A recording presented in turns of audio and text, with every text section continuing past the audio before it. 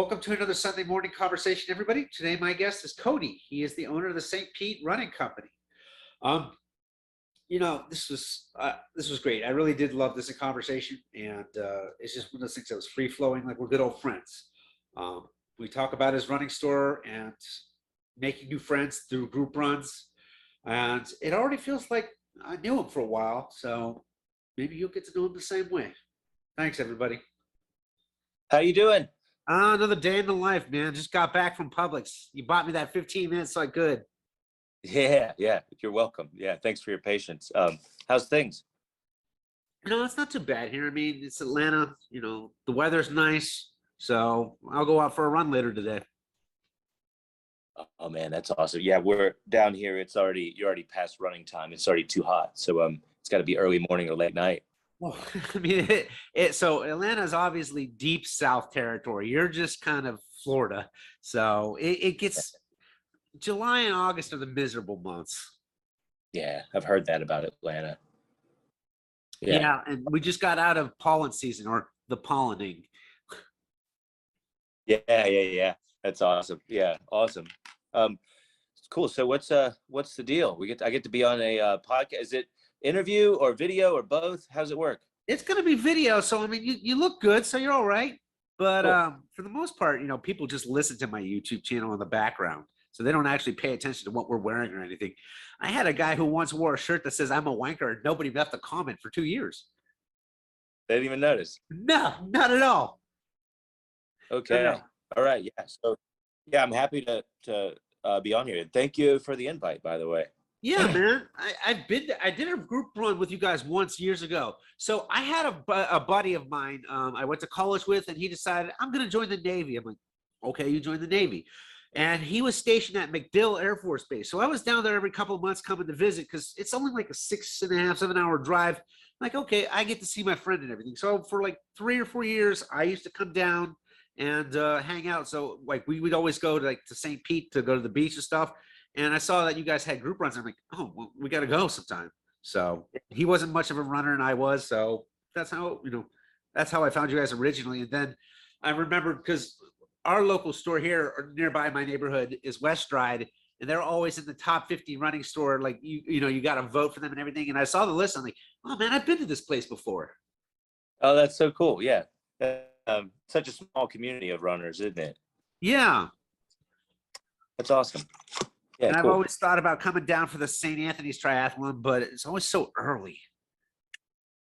Yeah, it's like the kickoff to the season. It's a funny seasonality down here, because everybody trains like crazy in late Feb and March and then in early April, and then they do St. Anthony's and they sort of shut it down for the summer, Yeah, pretty much. So, and I also I've got my Gulf Coast shirt on, which is up at Panama City. That's a nightmare of a race, because the swim always gets canceled. Yeah, I've seen it there where we used to work at the race, and one year we were swimming the day before, and it was just like crystal clear, that famous blue water. Then the day of the race, which I was just watching, and I watched the people on jet skis rescue people for an hour. I mean, it's just this horrible chop, and you never know what you're going to get up there, I suppose. Well, you know what? The freak thing last year with Ironman Florida, like the current reversed itself. I've never heard of such a thing actually happening before, where it just completely turned, and swim times were like god awful slow. So yeah, wow. It could be rough out there. Yeah. Cool. I like the vibe of. Go ahead. Yeah, I really like the vibe, and at Panama City, having been up there a few times, the Gulf Coast side, and even the Ironman, just to go up there, and we work the expos, and such a fun atmosphere. It's like everybody's on vacation, everybody's relaxed. It's fun.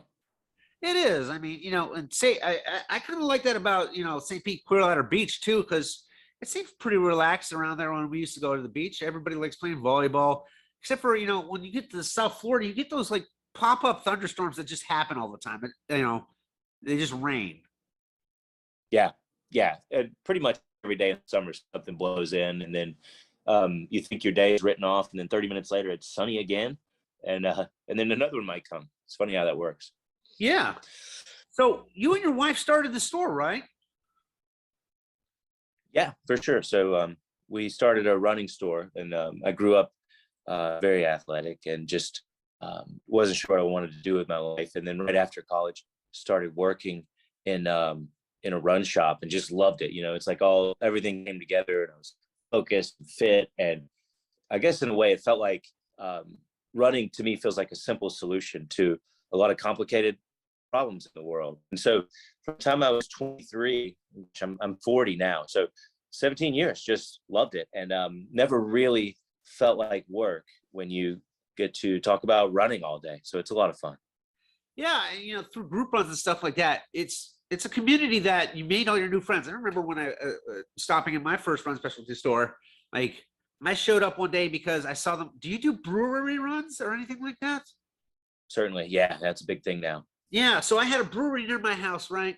And I saw all these people. I just followed random people from Atlanta on Strava, and it's like, okay, well, they're every Wednesday they're at this place, once a month. I'm like, so I wrote on somebody's comments. I'm like, well, what's this going on? Because it's by my house. They're like, oh, it's West Ride Run. I'm like, oh, okay. So that's how I got into like the whole running community. Because as a triathlete, you don't know triathletes, but yeah. And then I just kind of like do the brewery runs and then do it group runs, and then I just started picking it up, going, whenever I was a consultant before I got disabled, and whenever I would have to go do construction administration in cities, I would always be stuck there for a few weeks, and it's like, okay, well, I'll find local group runs here, or go to this running specialty store. So that's kind of how I met everybody through the community and all these different stores and stuff.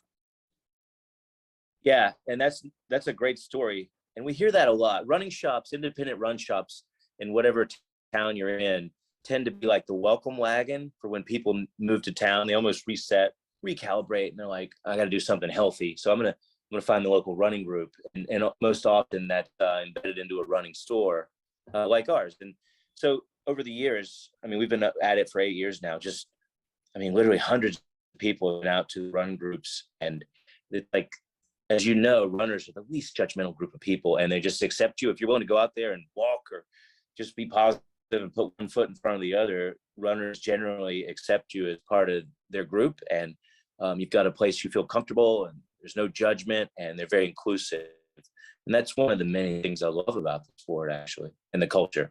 Well, yeah, and when you could show up in a new city, that's the easiest way to make friends. Is show up at a group run, or for me, group ride, stuff like that. You pop up and it's like, oh, everybody here, we all have the common interest. It's easy, it's ready-made friends. Oh, 100%. Yeah, exactly. And then while you're out there, you talk. Runners are going to talk, aren't they? Yeah. I mean, anything goes. Yeah, yeah. And we like that component. So the guy on my shirt, this logo, his name is Sunny Runner. And we've had, I think 3 or 4 people have now gotten him tattooed onto their leg over the years. And I think we've had, from the running group, probably 6 or 7 couples, maybe 4 marriages, having met each other in the store. I know my daughter was flower girl at one of the weddings over the years. So we're doing so much more than outfitting people with just running footwear. There's so much more. It's an entire subculture, just like many other things. That's a funny story, because I actually met my former fiance at a running store. Yeah, that's how it works, Yeah, it would have worked out if I hadn't got the brain injury, but everything was smooth sailing until then. It's like, oh, and you know what the funny thing is, when you meet somebody at a running store and you get in a relationship, like our first date was literally a run date. It was the simplest date, cheapest date I've ever been on, right? So I didn't have to do anything. We didn't have to care about our appearance. And it's like, okay, we got to repeat our first date over and over again. When we show up to the store, when we were run like a couple miles after work, I was like, yeah, this is great. I like this, Oh, that's cool. You got to relive that experience, I guess. That's really cool. And let me turn it around and ask you, like, how do you feel when you go to a run group these days? Like, just sink right in with the crowd? For me, it's not the easiest part to I'm bad at small talk sometimes, unless, depending on what the crowd is, but I just kind of show up and it's like, oh, I look for people who are kind of like, they look like they'll be the same speed as me, or, you can never tell, but it's like, I just start talking to random people, and then it's like, oh, I guess, it's kind of like we've been friends already for, a while. It seems like we already know each other. Yeah, at least you have common denominators together, don't you? Like, it doesn't Worked at matter a few what your running. profession is. Like, you could, for the one thing is being an architect, right? Um, the funny thing is, only architects know other architects. If you know an architect, you know one of them, right? You maybe know one. That's Yeah, how it is. Everybody knows one architect, but they don't know a bunch of them. And I was the architect in that group. It's just how it always works out. it's funny that, yeah. Now I used to work at I've worked at a few over the years, and I was at one in Western Australia actually, and the running group there, they were all really fast. And I remember new people would show up, and they're just kind of your average, like doing pretty good, running 10 or 11 minutes a mile, and this group was running in the sixes per mile. They were killing it, and they wouldn't come back. It was just like kind of that tight nucleus of faster runners. And I remember thinking, when I get my own shop one day, I don't want that. I want it to be so inclusive that if you walk, if you jog, if you want to do walk run intervals, you feel like you belong in our group. And we're happy to say that that's exactly what we've got now with our running club, and wouldn't have it any other way, having seen both sides of it. Well, the funny part is about my local store. It's more geared toward women. It's women owned, and like 95% of the stuff there are for women. So I just showed up there for the group runs, not expecting to buy stuff. And I joined their team and everything, and met my fiance there. And it's like, oh, I picked up a woman at a woman's running store. Hey, the odds are in your favor. I guess that's sound logic, isn't it? Yeah, and theirs is an all-inclusive group too, because not everybody's the fastest, but you've got people. I don't know if you're familiar with the Atlanta Track Club at all. I mean, they have people who run there too, and they're faster guys. Like, I am roughly, like, I can run a 10K in 39 minutes, so I'm not slow, but I'm also not like elite either. And I remember running with the elite people where I was just dying, and then there's this one dude in the group, right? It's one dude that I'm friends with that he loves reading my race reports, but he's like, you want to do another mile? He's the guy who's always saying, you want to do another mile? I'm like, Right, oh. right. There's always one, right? Yeah. So that's him. It's like, oh, and like, it was funny because these people all ended up living around me too. Oh, Yeah. So we all just became friends. It's like, outside the store on weekday rides, I get a text from like one of like my friend Joe or whatever. He's like, hey, you want to run? I'm like, okay, let's go. So after and running, how big is your local run shop over there? Is it one door? Is there a lot of stores, or what? one store. That's awesome. And I mean, Atlanta has a bunch of specialty stores, but I mean, the one that is closest to me that I kind of connected with it's one store. They don't want to expand any more than that.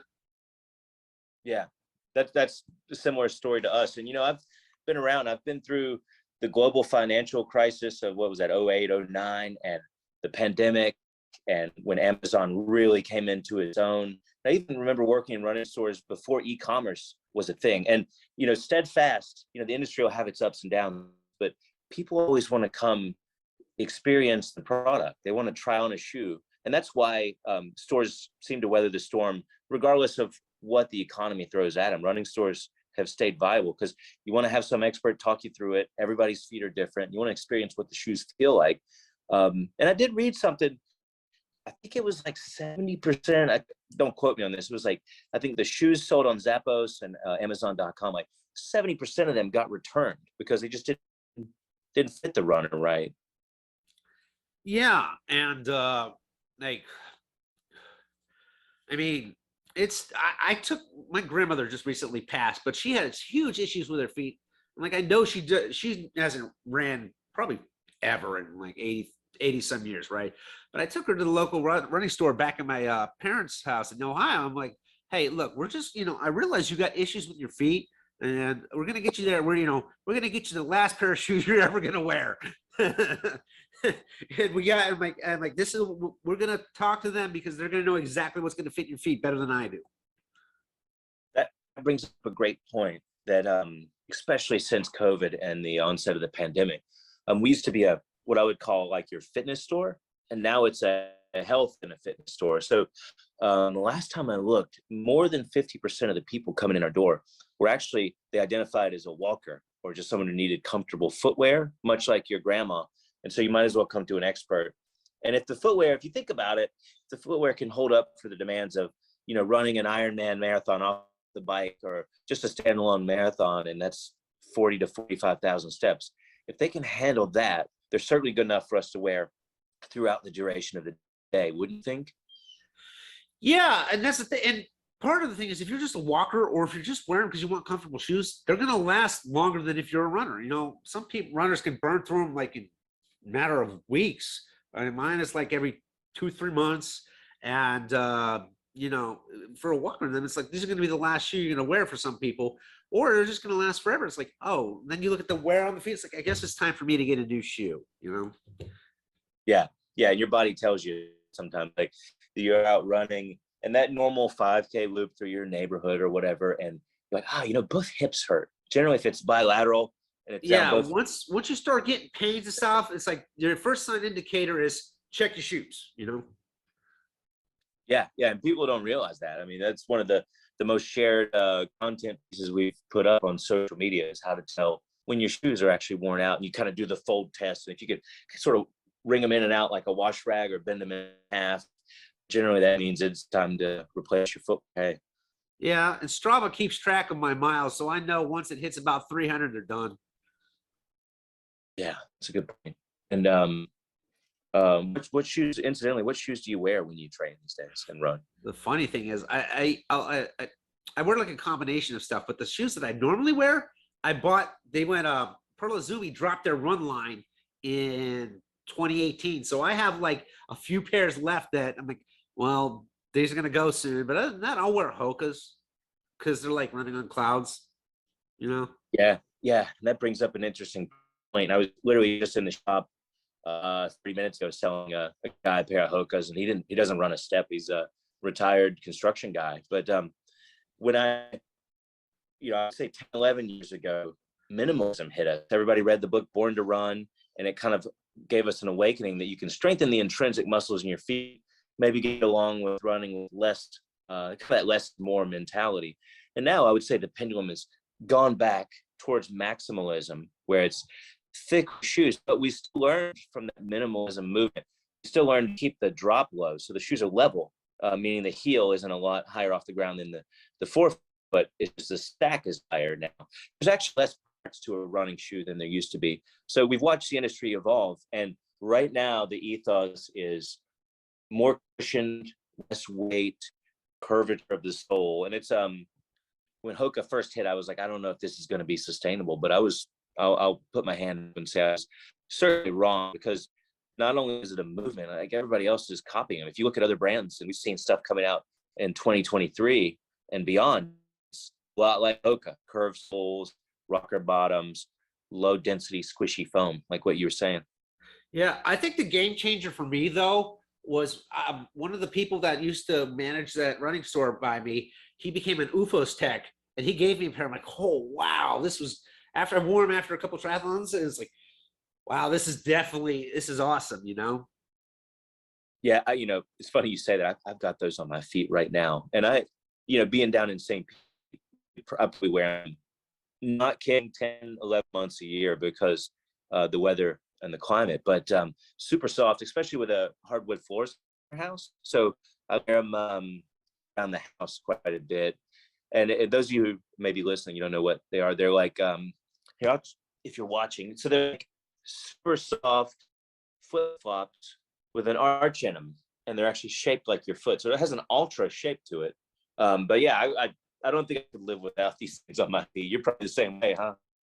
Yeah, I wear them all the time now. Even like you, I have hardwood floors. I wear them in the house. Yeah, that's awesome. And it's cool to see.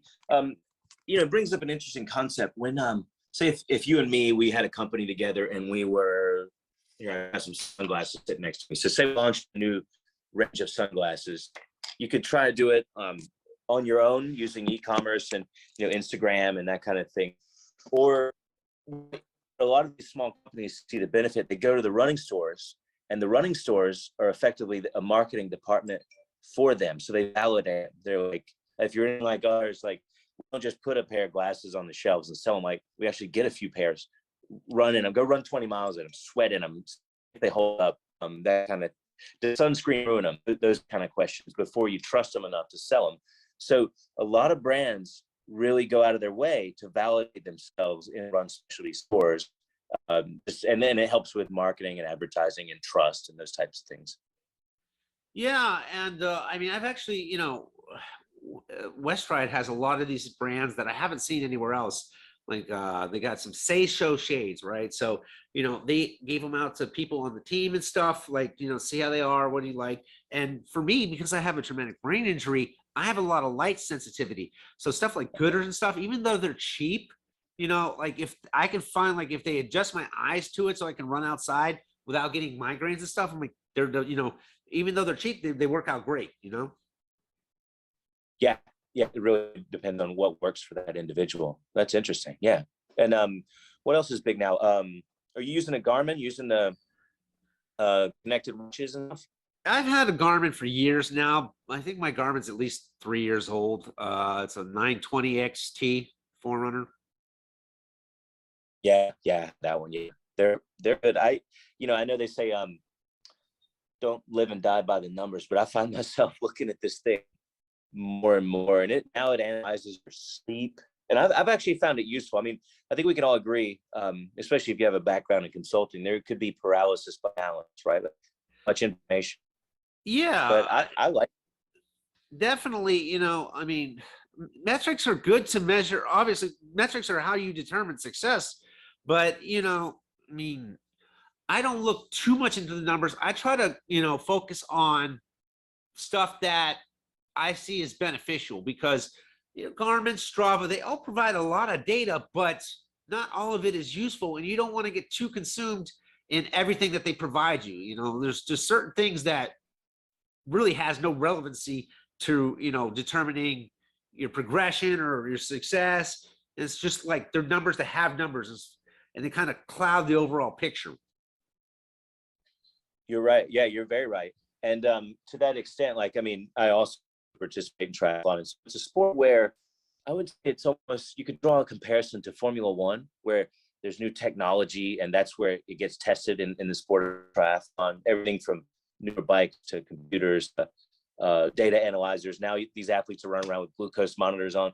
And at the end of the day, that's one of the things I like about the sport. But I really love the aspect that you can still keep it simple, and you go off how you feel, and just go out there for the sheer enjoyment of running and biking, and not really worried about all the things. You see goggles now, they have goggles that have metrics on them that tells you your stroke rate and your pace while swimming. Do you know what a stride is? The stride. Yeah. I had one of those, and I was using it, and I never really understood how to use the data. It's not like my bike power meter, where I understand how to use that and everything and how to race with it. The stride, running power meter, I never quite got the grasp of how to get it to work. And I just went back to doing everything on feel and kind of heart rate too, Yeah. And I've worn the stride, and I use a power meter for running, and it's kind of cool to see, to chart your progress, but I wouldn't even die by it. I'll tell you some of the metrics that I do like. Number one is the sleep on the watch. It'll give you like a kind of sleep score. And as a triathlete, I went down that rabbit hole of trying to get 1% here and there, and so you get a faster helmet, or I have the boots that you lay down and recover in, and the compression tights, and trying to get 1% here and there. And I had this epiphany, like, what about the 10 percenters? We're so worried about 1%. What about the 10 percenters? Like getting to bed on time and getting some sleep. That's 10%. You know what I mean? Like eating healthy food. Or losing some fucking weight, right? Instead of shaving a couple grams off my bike, I could shave 2 pounds off myself. Yeah, a lot of factors, and I tend to overlook. I'm guilty. I was overlooking the low-hanging fruit. And one example, the super shoes. I'm sure you've probably already done a podcast, super shoes or whatever, but were validated to give an athlete 4% a little bit faster. That was the early model in 2017, so nearly 5 years ago.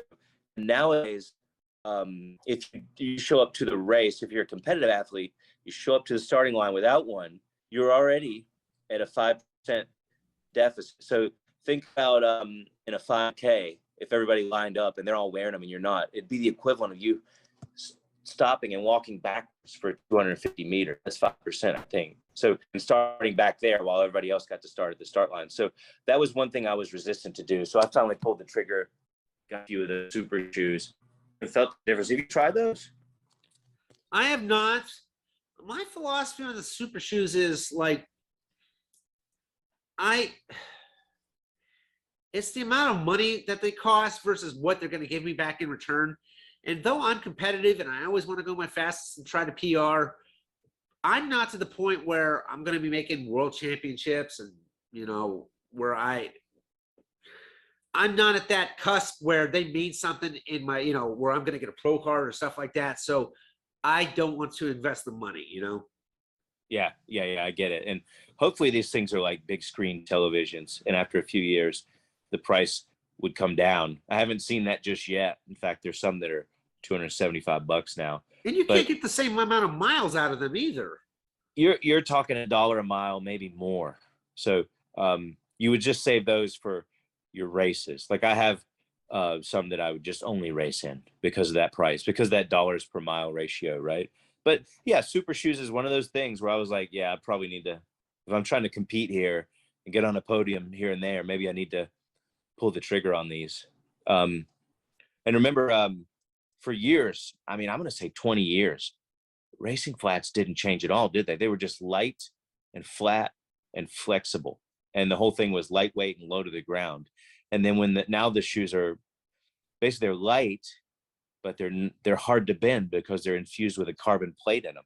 Yeah. And a lot of cushioning. So they feel squishy, but they're enabling you to run just a little bit faster without fatiguing as much. Yeah. And I mean, it feels like there's new shoes coming out, not just new shoes, but new companies. Like I know On was relatively new and I've seen the shoes, but I've never actually worn a pair and I don't know a whole lot about them, but it's just kind of like they exploded in popularity.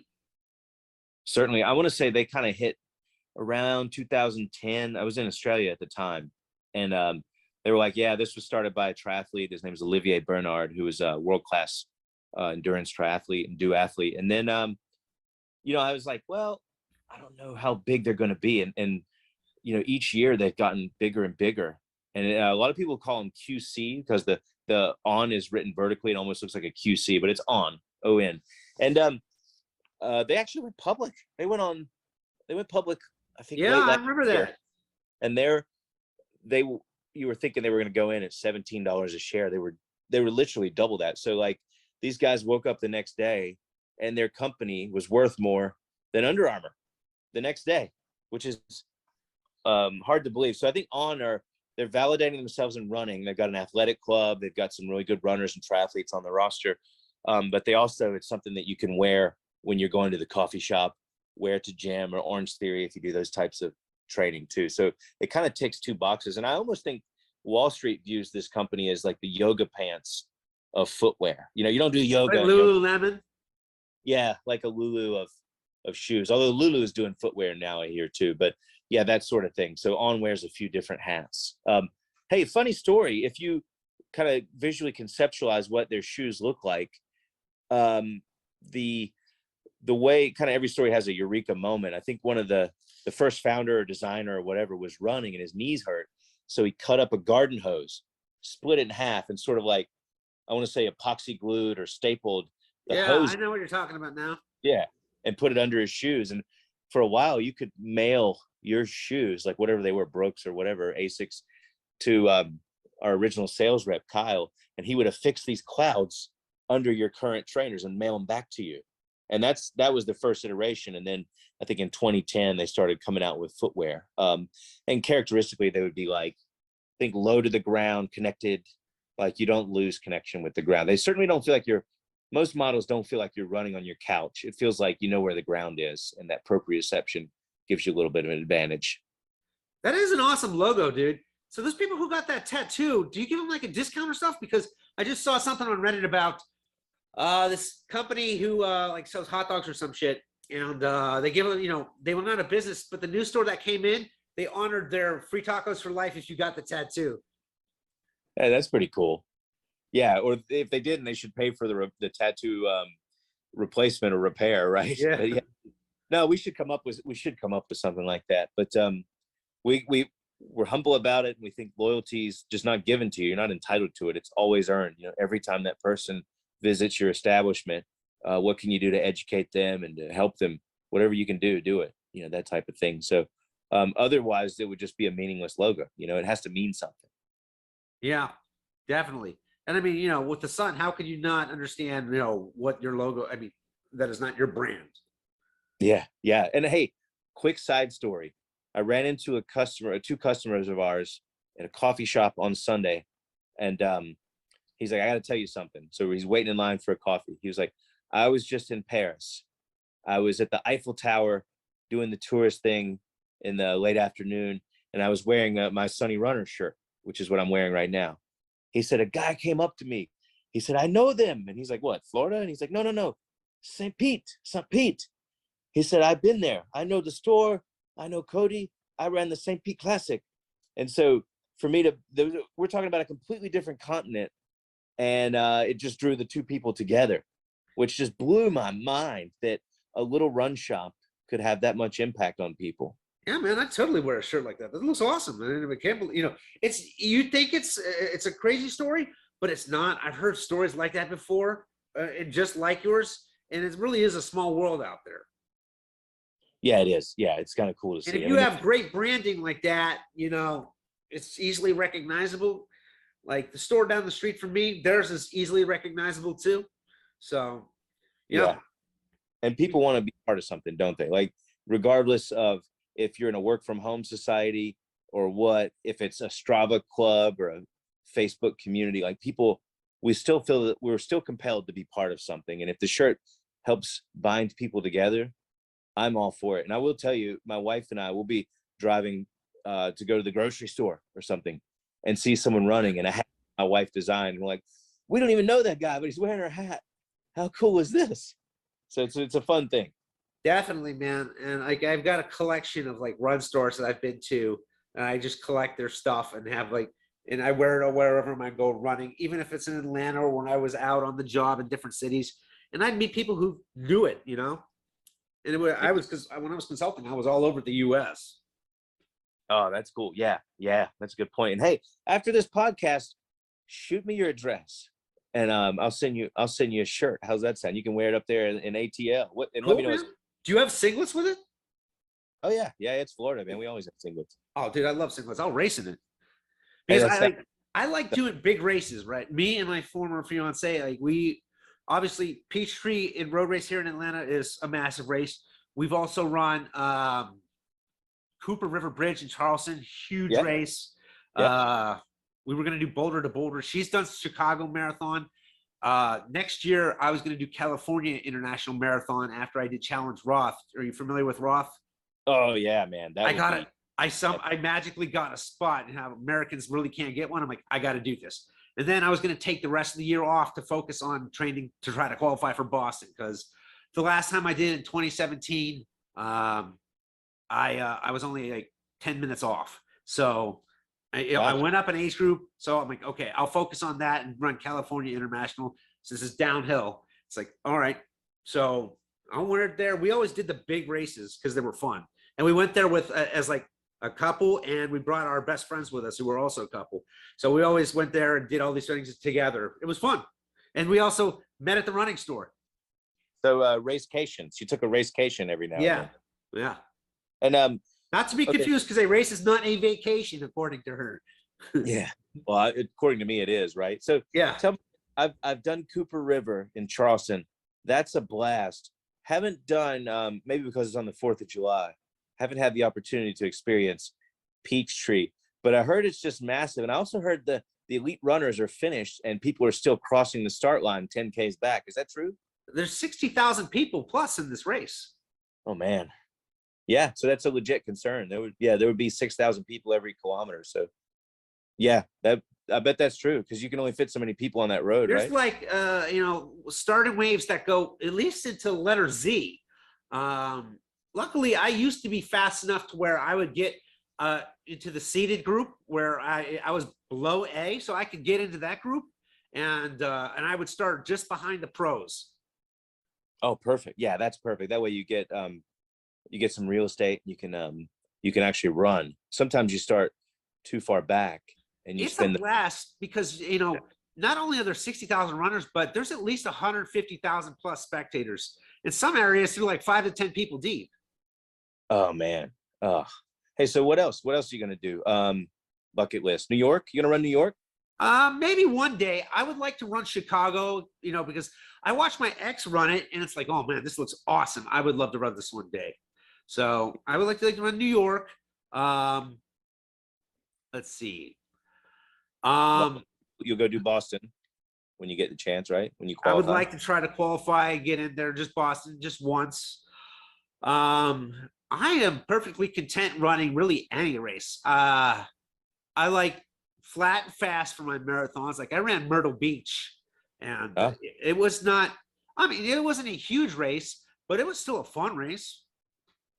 Yeah, yeah. That and you know what? Like with these long straights like that might have, you could probably just get your rhythm, right? Are you a rhythm runner? Just put your head down and go. Yeah. The last marathon I ran, I was going to try to qualify for Boston, but that was right. It was right before my accident. So I got hit in October 2017. And then I went at the beginning of February, I ran Birmingham Mercedes. And I mean, I did not have, I was not in the kind of shape to qualify for Boston coming off of, an accident, a major accident like that. But I was just too stubborn to eat that $100. Yeah, you know what? And it's about proving something to yourself. It's not about an external time in some cases, right? Yeah. So, yeah. And then I think at mile 25, I knew it wasn't a good day, and they had a Michelob beer tent there, so I stopped and drank like 10 Dixie cups of beer. So hey, get some carbs in, start that replenishment process, right? Yeah, my ex was like, when I finished, my ex was like, "Why do you smell like alcohol?" I'm like, "Long story." Yeah. Why don't you ask those guys back down there? Now, Yeah. Hey, I'll tell you. So I did New York in November, so 6 months ago. And I'm almost embarrassed to say this. I've never actually been to New York City except for the race. The day before to pick up my packet, had a friend who lives up there, showed me around, very helpful. And this race was not just one of the best running experiences of my life, but probably one of the top 20 best experiences of my life. I just loved, because as runners, you get this, as a runner and triathlete, we don't do this for Friday night lights. We're not on the evening news. Like we're not on Sports Center. Like that's not, it's an intrinsic thing. It's internal. But at that race, they treat every runner like a hero. And the other thing I liked about it is 1 minute you're in a Latin American community and it's just a huge party. And then you run through to another neighborhood and it's like you're in a completely different state and it's only 3Ks away or whatever. And then Chicago's the same thing. Yeah. Yeah. Yeah. And that's, so as much as I like the small races, sometimes that is an experience that only big cities could actually provide, Yep. Definitely, man. Yeah. So, well, hey, man, thanks for talking to me today. I really appreciate it. I'm definitely sending my address and stuff. And I'm coming down to Florida to do some training in the off season, and we have some camps and stuff. So, they're down in like Claremont, but obviously it's a hop, skip, and a jump away from St. Pete. Yeah. Yeah. And those listening, definitely come check out St. Pete. It gets a little hot here in the summer, a little humid, but certainly a great venue you could just jump out in the Gulf of Mexico, go for a swim, and it's waist deep water. So you can always stand up if you need a break, stuff like that. So it's good. Yeah, it's definitely great, man. Well, thanks again. Thanks for having me on. I really appreciate the opportunity. Yeah, it'll be great. Everybody will love it. All right. Stay in touch and let me know. I'd love to send you a Sunny Runner shirt. Sure, man. I'll send you my info. All right. Thanks, man.